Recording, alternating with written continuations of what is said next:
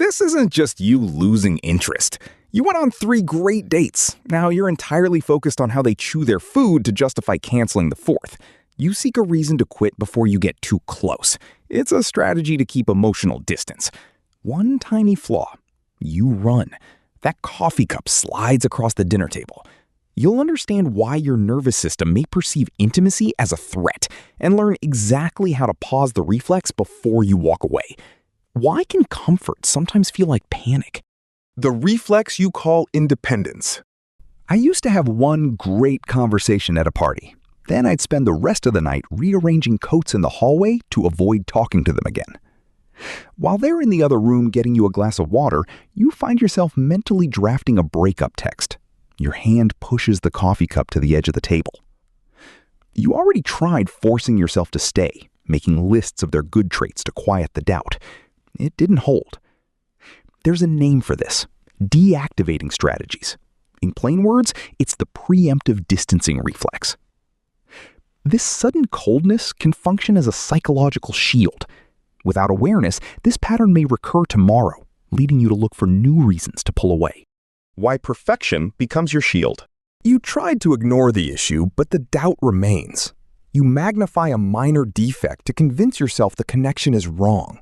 It didn't hold. That sudden fixation on a harmless text message is an active move to manufacture distance, keeping the risk of real dependency out of reach. Picture finding a tiny scratch on the bumper of a brand new car and immediately deciding the entire engine must be ruined. The mark is real, but the verdict is a fabrication. You spend your entire evening analyzing the punctuation in a 4-word text message, deciding right there that this person is hopelessly needy. The anxiety needs a reason to pull the ripcord. It turns a small annoyance into a fatal crash. Leaving the thought in your head makes it feel like the truth. State the assumption clearly to see if it is actually real. Force it out. Once the fear is dragged onto paper, the evidence stops looking so bulletproof. Write down the assumption you are making and state one contradicting fact. That manufactured distance ruins a perfectly good evening. You won't see the real cost of this until the quiet returns and you realize what you've walked away from. The stress of getting close. One path answers the message and builds on last night's supportive conversation. The other path leaves the screen dark and shuts the person out completely. You experience a moment of real connection, and you immediately treat that closeness as an incoming problem. Same morning, one version of you moves forward while the other stops replying. That single ignored message sets a new baseline.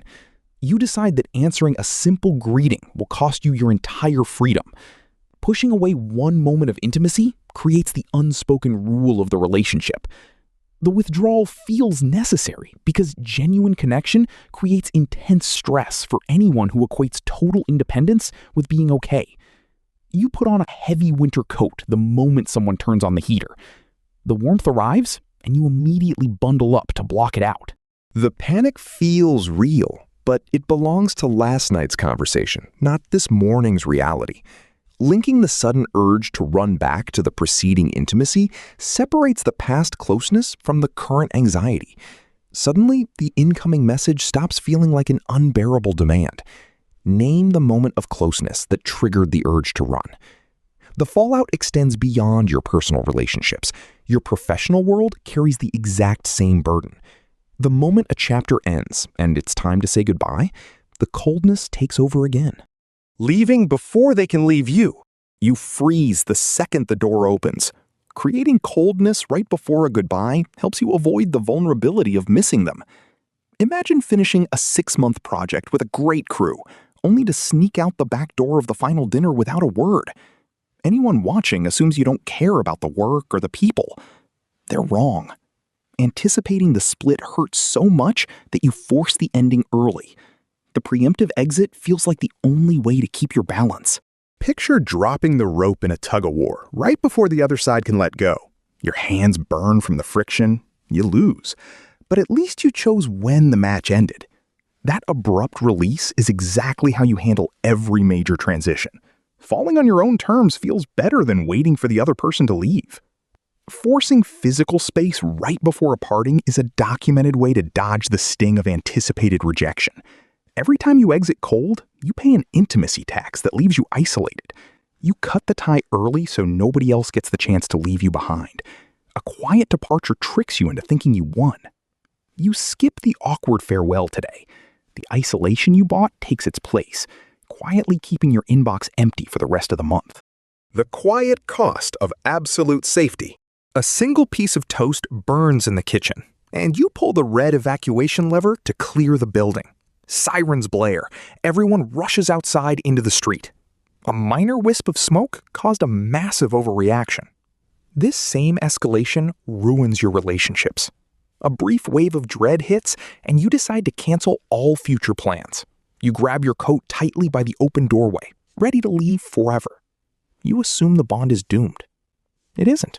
Isolation isn't something happening to you anymore. It's you. You mistake a temporary wave of panic for a permanent sign that you need to be alone. A passing spike of worry convinces you an absolute break is the only logical solution. You run because leaving early guarantees you never have to find out if they actually wanted you to stay. Imposing a strict time boundary prevents you from permanently destroying a relationship over a few minutes of discomfort. Waiting lets the smoke clear. Your hand drops and the coat hangs loosely at your side. Calm, encouraging. Wait 24 hours before creating physical distance. The panic expires before the clock does. How to stay in the room. Now you know the name. Your brain didn't break. The sudden withdrawal isn't a lack of love, it's a trick to avoid being seen. You wait for permission to stay. It's yours. Write down the assumption you are making and state one contradicting fact. Name the moment of closeness that triggered the urge to run. Wait 24 hours before creating physical distance. Those future dates are yours. Subscribe for more practical ways to understand your own mind and stay in the room.